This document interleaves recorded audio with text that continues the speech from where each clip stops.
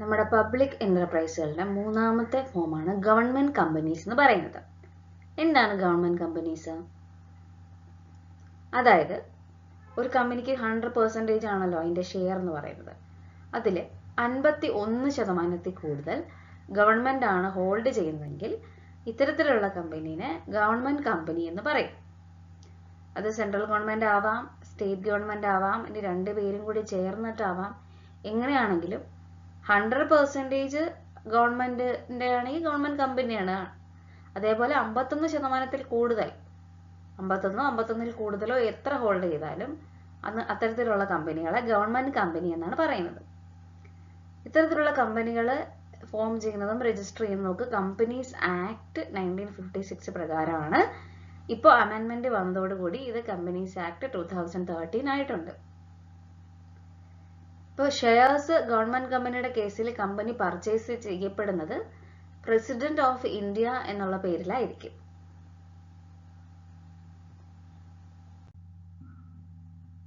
ഇത്തരത്തിൽ government major share holder ആയിട്ട് നിൽക്കുന്ന, കൺട്രോളൊക്കെ മാനേജ്മെന്റിന്റെ മുകളിൽ ഗവൺമെന്റിന്റെ കൺട്രോളുള്ള കമ്പനികളെയാണ് ഗവൺമെന്റ് കമ്പനീസ് എന്ന് പറയുന്നത്.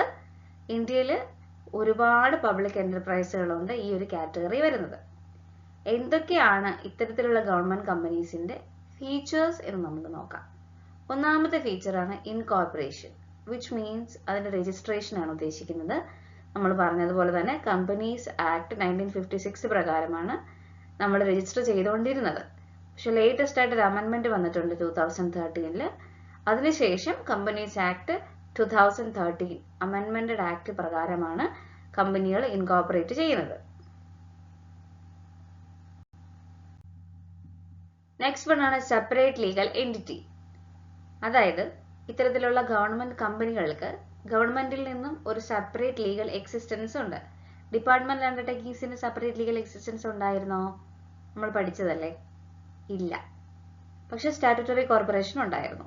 ഇവിടെ പറയുന്ന ഗവൺമെന്റ് കമ്പനികൾക്കും ഗവൺമെന്റിൽ നിന്നും ഒരു സെപ്പറേറ്റ് ലീഗൽ എക്സിസ്റ്റൻസ് ആണ് ഉള്ളത്. വിച്ച് മീൻസ് അവർക്ക് പ്രോപ്പർട്ടി അക്വയർ ചെയ്യാനും കോൺട്രാക്റ്റിൽ ഏർപ്പെടാനും കേസ് കൊടുക്കാനും അവരുടെ പേരിൽ കേസ് ഏറ്റു വാങ്ങാനും ഒക്കെ സാധിക്കും. നെക്സ്റ്റ് വൺ ആണ് മാനേജ്മെന്റ് എന്ന് പറയുന്നത്. എങ്ങനെയാണ് ഗവൺമെന്റ് കമ്പനികളുടെ മാനേജ്മെന്റ് വരിക? ബോർഡ് ഓഫ് ഡയറക്ടേഴ്സ് ആണ്. ഗവൺമെന്റ് നോമിനേറ്റ് ചെയ്യപ്പെടുന്ന, ബാക്കിയുള്ള ഷെയർ ഹോൾഡേഴ്സും കൂടി ചേർന്ന് നോമിനേറ്റ് ചെയ്യപ്പെടുന്ന ബോർഡ് ഓഫ് ഡയറക്ടേഴ്സ് ആണ് മാനേജ്മെന്റ് ചെയ്യുന്നത്. Next one on staff. അതായത് ഇത്തരത്തിലുള്ള ഗവൺമെന്റ് കമ്പനികളുടെ എംപ്ലോയീസ് എന്ന് പറയുന്നത് ഗവൺമെന്റിന്റെ സർവൻസ് ആയിരിക്കത്തില്ല. ആ കമ്പനി എടുക്കുന്ന കമ്പനിയുടെ സ്റ്റാഫ് ആയിരിക്കും അവരുടെ എംപ്ലോയീസ് ആയിട്ട് ആക്ട് ചെയ്യുന്നത്. നെക്സ്റ്റ് വൺ ആണ് ഫിനാൻഷ്യൽ ഓട്ടോണമി. അതായത് ഇവർക്ക് ബോറോയിങ് പവേഴ്സ് ഉണ്ട്. ഇവർ ഓട്ടോണമി ആയിട്ട് വർക്ക് ചെയ്യുന്നവയാണ്. ഇവർക്ക് അവരുടെ ബജറ്റും ഇവരുടെ കൺട്രോളിൽ ഓഡിറ്റും ഒക്കെ നോക്കി ഗവൺമെന്റ് ഡിപ്പാർട്ട്മെന്റ്സ് പ്രോപ്പറായിട്ട് ആപ്ലിക്കബിൾ ആണ്. ഗവൺമെന്റിന്റെ കൺട്രോൾ ഉള്ളതെന്ന് വെച്ച് കഴിഞ്ഞാൽ പോളിസികളിലും ഓഡിറ്റിങ്ങിലും അക്കൗണ്ടിങ്ങിലും ഒക്കെ ഗവൺമെന്റിന്റെ കൺട്രോൾ ഉണ്ട്. പക്ഷെ അത്തരത്തിൽ ഡയറക്റ്റ് ആയിട്ടുള്ള ഒരു കൺട്രോൾ ഇവർക്ക് ഉണ്ടാവത്തില്ല.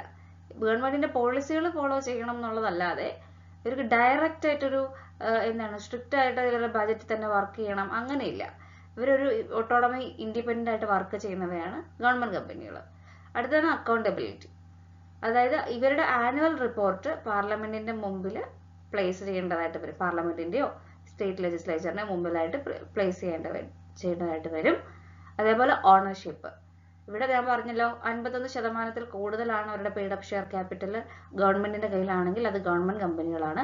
പ്രൈവറ്റ് ആയിട്ടുള്ളവരുടെ പാർട്ടിസിപ്പേഷൻ എന്ന് പറയുന്നത് 49% വരെ മാത്രമേ ഉണ്ടായിരിക്കത്തുള്ളൂ. നെക്സ്റ്റ് വൺ ആണ് ഫണ്ടിങ്. ഗവൺമെന്റ് കമ്പനികൾക്ക് ഫണ്ട് കിട്ടുമോ? ഗവൺമെന്റിൽ നിന്നും ഫണ്ട് കിട്ടും, പ്രൈവറ്റ് ആയിട്ടുള്ള ഷെയർ ഹോൾഡേഴ്സിന്റെ കയ്യിൽ നിന്ന് ഫണ്ട് കിട്ടും. അപ്പൊ നമുക്ക് അഡീഷണൽ ഫണ്ട്സ് ക്യാപിറ്റൽ മാർക്കറ്റിൽ നിന്ന് റേസ് ചെയ്യാനായിട്ട് സാധിക്കുമെന്നുള്ളതാണ് ഗവൺമെന്റ് കമ്പനികളുടെ ഫണ്ടിങ്ങിന്റെ പ്രത്യേകത. നെക്സ്റ്റ് വൺ ആണ് അഡ്വാൻറ്റേജസ് ഓഫ് ഗവൺമെന്റ് കമ്പനീസ്. എന്തൊക്കെയാണ് ഗവൺമെന്റ് കമ്പനിയുടെ അഡ്വാൻറ്റേജസ്? ഒന്നാമത് easy formation. Government company register ചെയ്തതും ഫോം ചെയ്യുന്നതും companies act 1956 previously currently amended act 2013 പ്രകാരമായിരിക്കും. ഒരു പ്രൈവറ്റ് കമ്പനി ആയിട്ടോ പബ്ലിക് കമ്പനി ആയിട്ടോ രണ്ട് കമ്പനികളും ഇത്തരത്തിലുള്ള ആക്ട് പ്രകാരമാണ് ഫോം ചെയ്യുന്നതെന്നുള്ളത് നമ്മൾ പഠിച്ചിട്ടുണ്ട്. ലിമിറ്റഡ് കമ്പനികൾ. ഇവിടെ നമ്മുടെ ഗവൺമെന്റ് കമ്പനിയുടെ കേസിൽ ഈ ഒരു government of India companies act 1956 current 2013 പ്രകാരമാണ് ഫോം ചെയ്യുന്നത്. വേറൊരു സ്പെഷ്യൽ ആക്ട് ഒന്നും ഇതിനു വേണ്ടിയിട്ട് ഉണ്ടാക്കേണ്ട ആവശ്യമൊന്നും ഇല്ല.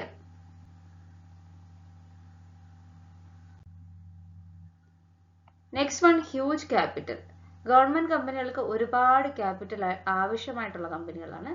ഇവർക്ക് ഈസി ആയിട്ട് ക്യാപിറ്റൽ മാർക്കറ്റിൽ നിന്ന് ഫണ്ട് കളക്ട് ചെയ്യാനും ഷെയർ ഇഷ്യൂ ചെയ്യാനും മണി ബോറോ ചെയ്യാനും ഒക്കെ സാധിക്കും. ഇതെല്ലാം ഇതിന്റെ ഫീച്ചർ ആയിട്ട് വരുന്നവയാണ്. വൺ ഓഫ് ദി അഡ്വാൻറ്റേജ് ആണ് ഹ്യൂജ് ക്യാപിറ്റൽ എന്ന് പറയുന്നത്. നെക്സ്റ്റ് വൺ ആണ് പ്രൊഫഷണൽ മാനേജ്മെന്റ്. ഗവൺമെന്റ് കമ്പനിക്ക് ഒരുപാട് ക്യാപിറ്റൽ ആവശ്യമായിട്ടുള്ളത് കൊണ്ടും ഒരുപാട് വലിയ സൈസിലാണ് ഇതിന്റെ ഓർഗനൈസേഷൻ ആക്ടിവിറ്റീസ് നടക്കുന്നത് കൊണ്ടും ഇവര് പുറത്തുനിന്ന് നല്ല പ്രൊഫഷണൽ മാനേജേഴ്സിനെ അപ്പോയിന്റ് ചെയ്യാനായിട്ട് കേപ്പബിൾ ആയിട്ടുള്ളവരാണ്.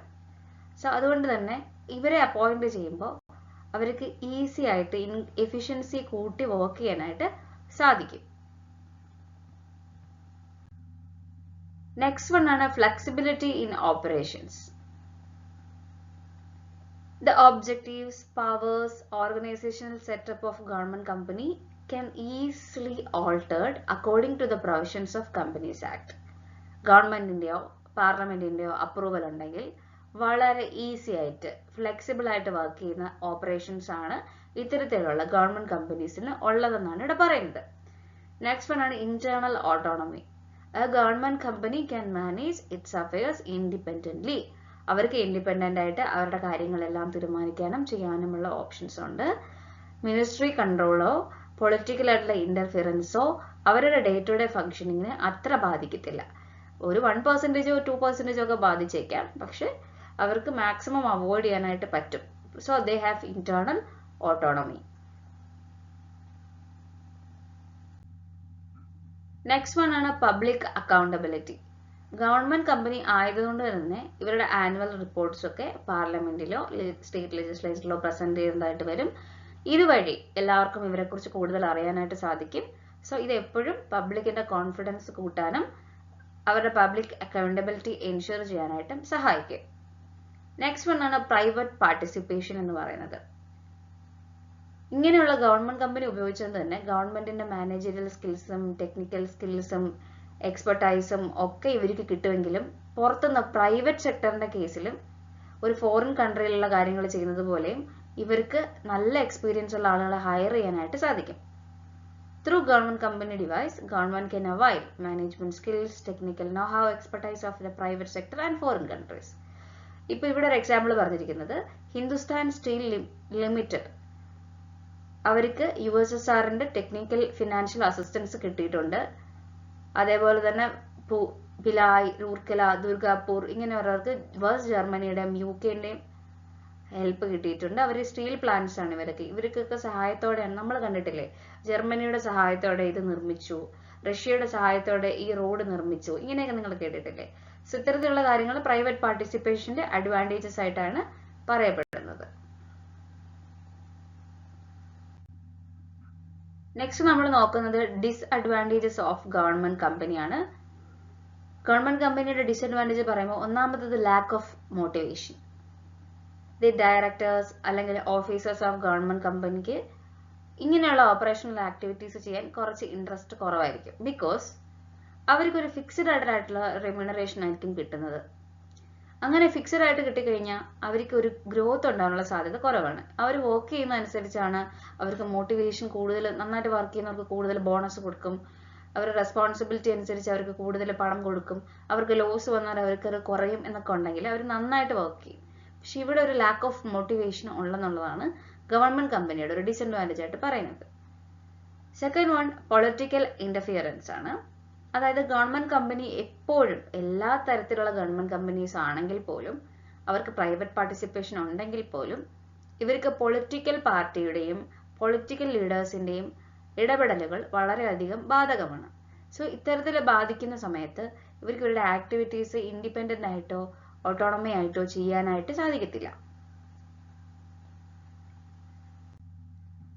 നെക്സ്റ്റ് വൺ ആണ് ലാക്ക് ഓഫ് ഓട്ടോണമി. ഓൾറെഡി നമ്മൾ പറഞ്ഞതുപോലെ ഇവരുടെ ഓട്ടോണമി തിയററ്റിക്കലായിട്ട് മാത്രമായിട്ടുള്ളതെന്നാണ് പറയുന്നത്.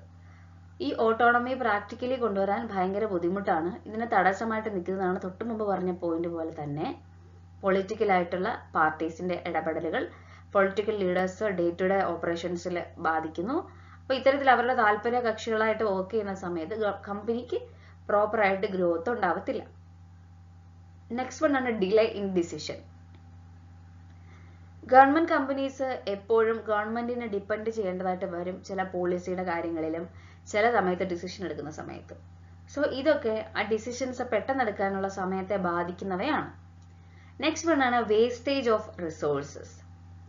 അതായത് ഒരുപാട് വേസ്റ്റേജ് വരാനുള്ള സാധ്യതയുള്ള കമ്പനികളാണ് government companies. Because lack of motivation, employees ഒരു സെയിം വേവ് ലെങ്തിലായിരിക്കും വർക്ക് ചെയ്യുന്നത്. അപ്പൊ അവര് വേസ്റ്റേജ് വരുത്താനുള്ള സാധ്യതയുണ്ട്. അതേപോലെ തന്നെ ഡിസിഷൻസ് എടുക്കുമ്പോഴുള്ള താമസവും പൊളിറ്റിക്കൽ ഇന്റർഫിയറൻസും ഒക്കെ ഇത്തരത്തിലുള്ള റിസോഴ്സസിന്റെ വേസ്റ്റേജിന് കാരണമാവാറുണ്ട്. നെക്സ്റ്റ് വൺ ആണ് poor material management. Wastage of റിസോഴ്സസിന്റെ റീസൺ ഇവിടെ പറഞ്ഞിരിക്കുന്നത് പുവർ മെറ്റീരിയൽ മാനേജ്മെന്റ് ആണെന്നുള്ളത്. റോ മെറ്റീരിയൽസും ഇൻപുട്സും ഇപ്പൊ കൈക്കൂലി, ആളുകൾ കമ്മീഷൻ വാങ്ങിക്കുന്ന, ഇങ്ങനെ പല രീതിയിൽ സാധനങ്ങൾ വേസ്റ്റേജ് ആയി പോകാനുള്ള വഴിയുണ്ട്. നെക്സ്റ്റ് വൺ ആണ് low labour productivity. Government companies ഒരുപാട് സഫർ ചെയ്യുന്നുണ്ട് ഇത്തരത്തിലുള്ള ആളുകളെ കൊണ്ട്. ഇവർ എപ്പോഴും ഈ പ്രൊഡക്ടിവിറ്റി കുറവുള്ള ആളുകളെ കൊണ്ടാണ് വർക്ക് ചെയ്യിപ്പിക്കുന്നത്. ഇതൊരു റോങ് ആയിട്ടുള്ള സെലക്ഷൻ കൊണ്ടുണ്ടാവുന്നതാണ്. അതായത് അവർക്ക് പ്രോപ്പറായിട്ട് ആളുകളെ സെലക്ട് ചെയ്യുന്നില്ല, അവർക്ക് ആവശ്യമുള്ള ട്രെയിനിങ്ങും ഡെവലപ്മെന്റ്സും കൊടുക്കുന്നില്ല, ഫോഴ്സ് ചെയ്ത് അവരെ ട്രാൻസ്ഫർ ചെയ്യിക്കുന്നു. അപ്പൊ ഇത്തരത്തില് അവിടെ വർക്ക് ചെയ്യുന്നവരെ കൊണ്ട് അവരുടെ പ്രൊഡക്ഷൻ നന്നായിട്ട് നടക്കത്തുന്നുമില്ല, അവരെയും കൊണ്ട് അവരെ റീറ്റെയിൻ ചെയ്യാൻ പറ്റുന്നുമില്ല, ക്വാളിറ്റിയുള്ള പ്രോഡക്റ്റ്സ് ഉണ്ടാവുന്നുമില്ല. അപ്പൊ ഇത്തരത്തിലുള്ള low labour productivity is also a disadvantages of public government companies.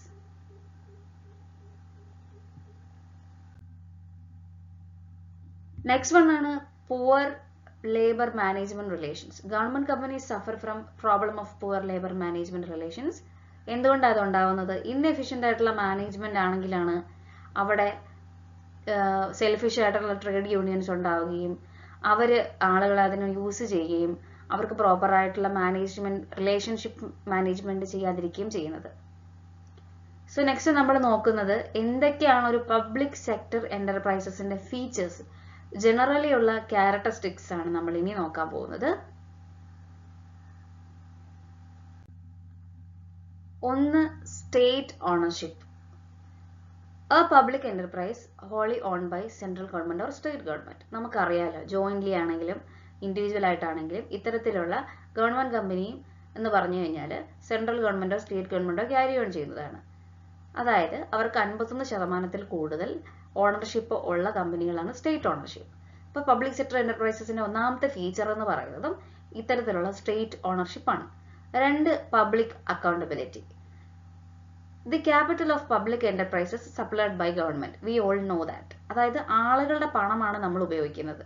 So അതുകൊണ്ട് തന്നെ പാർലമെന്റിൽ നമ്മൾ ഉത്തരം പറയാൻ റെഡി ആയിരിക്കണം. നമ്മൾ മനുഷ്യന്മാരുടെ ചുറ്റുമുള്ള ജനാധിപത്യമായിട്ടുള്ള രീതിയിൽ ആളുകളുടെ പീപ്പിൾസ് മണി ഉപയോഗിച്ചുകൊണ്ടാണ് നമ്മൾ ഈ ഒരു ഗവൺമെന്റ് കമ്പനീസ് ഒക്കെ റൺ ചെയ്യുന്നത്. So they are answerable to the parliament. Third one ആണ് government control. The ultimate control of public enterprise lies with the government. Because government ആണ് അവിടുത്തെ ബോർഡ് ഓഫ് ഡയറക്ടേഴ്സിനെയും അവിടുത്തെ ചീഫ് എക്സിക്യൂട്ടീവ്സിനെയും അവിടുത്തെ മോസ്റ്റ് ഓഫ് ദി എംപ്ലോയീസിനെയും ഒക്കെ staff ചെയ്യുന്നത്. So public sector എന്റർപ്രൈസസിന്റെ ഒന്നാമത്തെ feature പറയുമ്പോൾ നിങ്ങൾ എന്താ അതിന്റെ ഓണർഷിപ്പിന്റെ കാര്യം ഓർക്കുക. രണ്ടാമത് പബ്ലിക് അക്കൗണ്ടബിലിറ്റി, മൂന്നാമത് ഗവൺമെന്റിന്റെ കൺട്രോൾ.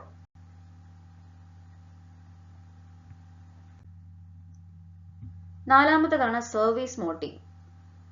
ഏറ്റവും പ്രധാനമായിട്ടും ഗവൺമെന്റ് ക്യാരി ഓൺ ചെയ്യുന്നതായതുകൊണ്ട് തന്നെ ഈ ഗവൺമെന്റിന്റെ എയിം എന്താണ്? പ്രോപ്പർ ആയിട്ടുള്ള സർവീസ് റെൻഡർ ചെയ്യുക എന്നുള്ളതാണ്.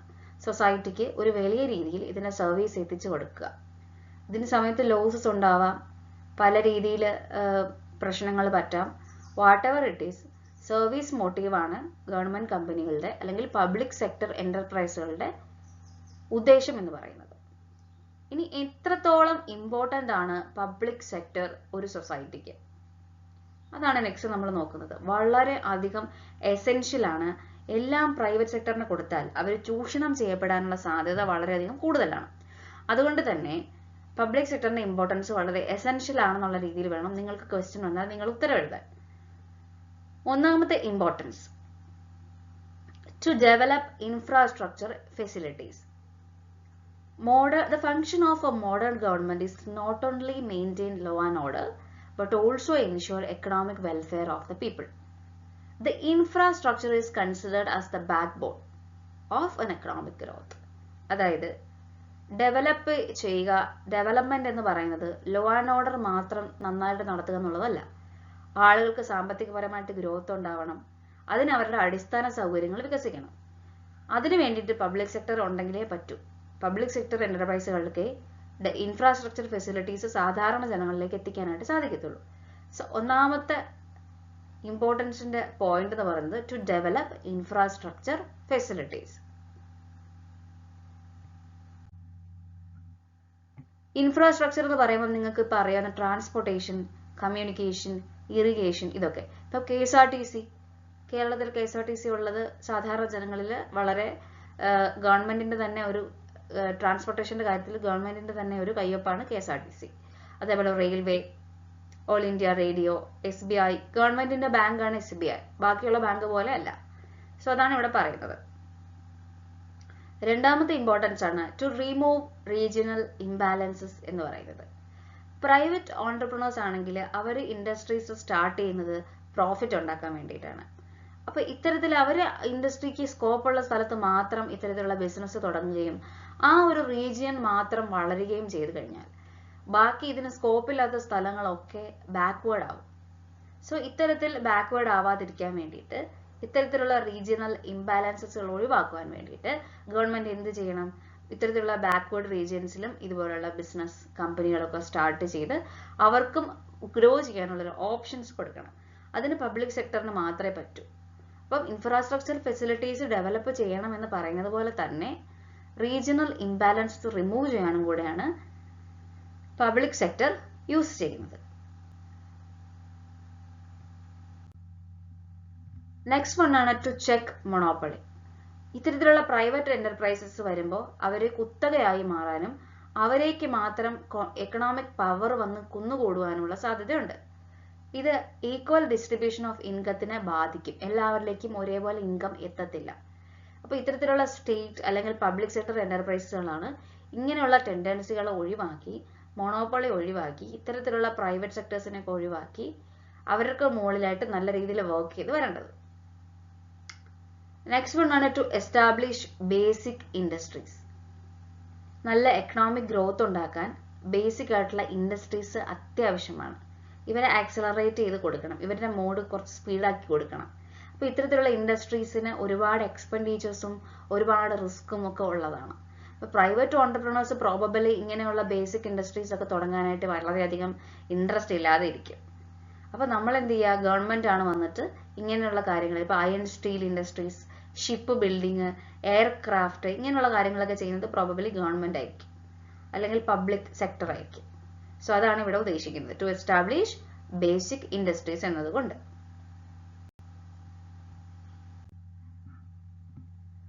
നെക്സ്റ്റ് വൺ ആണ് to develop strategic industries. Basic industries പോലെ തന്നെ സ്ട്രാറ്റജിക് ഇൻഡസ്ട്രീസിന് പ്രൈവറ്റ് സെക്ടർ ഇൻവോൾവ് ആവാനുള്ള സാധ്യത കുറവാണ്. ചില ഇൻഡസ്ട്രീസിലെ പ്രൈവറ്റ് സെക്ടേഴ്സിന് എൻ്റർ ചെയ്യാനുള്ള റൈറ്റും ഇല്ല. അങ്ങനെയുള്ളവയാണ് ഈ സ്ട്രാറ്റജിക് റീസൺസ് ഉള്ള ഇൻഡസ്ട്രികൾ. ഇപ്പം അറ്റോമിക് പ്രൊജക്റ്റുകളൊക്കെ പ്രൈവറ്റുകൾക്ക് പോയി ചെയ്യാനായിട്ട് പറ്റത്തില്ല, ഫാക്ടറികൾ ഇങ്ങനെയൊക്കെ. അപ്പോൾ അത് ഗവൺമെന്റിന് പബ്ലിക് സെക്ടറിന് ചെയ്യാൻ പറ്റും. സിക്സ്ത് വൺ ആണ് to provide public utility services. Public utility services എന്ന് പറഞ്ഞാൽ ഇപ്പോൾ റെയിൽവേ, ഇലക്ട്രിസിറ്റി, വാട്ടർ, അതുപോലെ തന്നെ ടെലഗ്രാഫ്, കമ്മ്യൂണിക്കേഷൻ ബേസ് ചെയ്ത കാര്യങ്ങളൊക്കെ, ഇങ്ങനെയുള്ളതൊക്കെ മാക്സിമം സ്റ്റേറ്റ് പ്രൊവൈഡ് ചെയ്ത് കഴിഞ്ഞാൽ അല്ലെങ്കിൽ പബ്ലിക് സെക്ടറിൽ തന്നെ പ്രൊവൈഡ് ചെയ്ത് കഴിഞ്ഞാൽ അത് കമ്മ്യൂണിറ്റിക്ക് ഭയങ്കര ബെനിഫിറ്റ് ആണ്. നെക്സ്റ്റ് വൺ ആണ് ടു ക്രിയേറ്റ് എംപ്ലോയ്മെന്റ് ഓപ്പർച്യൂണിറ്റീസ്. ഇപ്പം ലാർജ് സ്കെയിൽ പാർട്ടിസിപ്പേഷൻ സ്റ്റേറ്റിന്റെ ഭാഗത്തു നിന്നും ഉണ്ടായി കഴിയുമ്പം സാധാരണപ്പെട്ട ജനങ്ങൾക്ക് ഒരുപാട് ജോലി സാധ്യതകൾ ഉണ്ടാവുന്നുണ്ട്. അവർ ഡയറക്റ്റ് ആയിട്ടും ഇൻഡയറക്റ്റ് ആയിട്ടും ഒക്കെ എംപ്ലോയ്മെന്റ് ജനറേഷൻ ആണ് ഉദ്ദേശിക്കുന്നത്.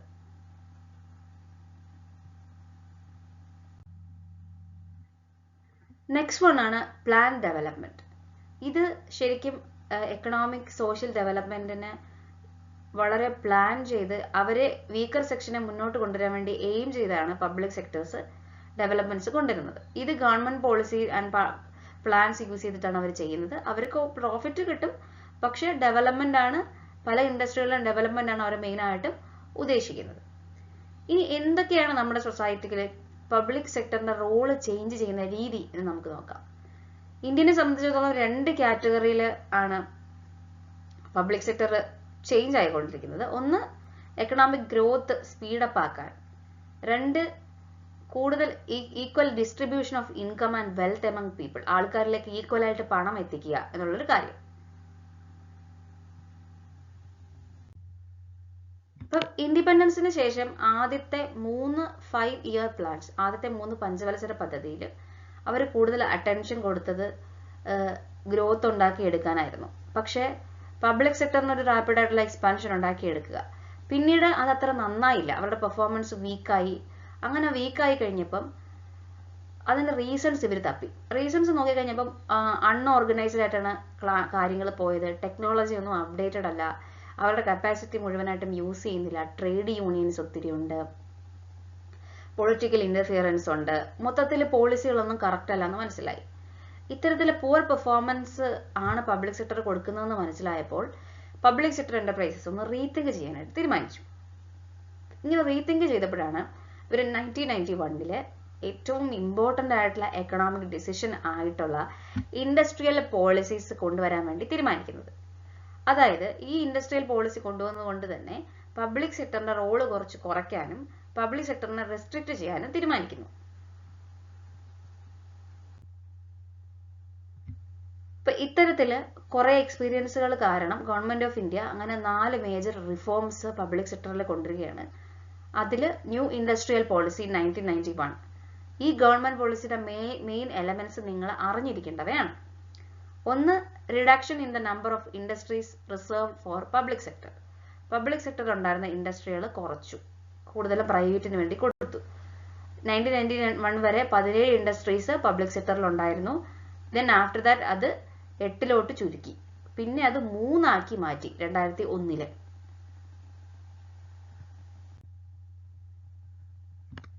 Atomic energy, arms, rail transport, ഇത് 3ആണ് ഇപ്പോൾ ഗവൺമെന്റിന്റെ അണ്ടറിൽ വർക്ക് ചെയ്യുന്ന കാര്യങ്ങൾ.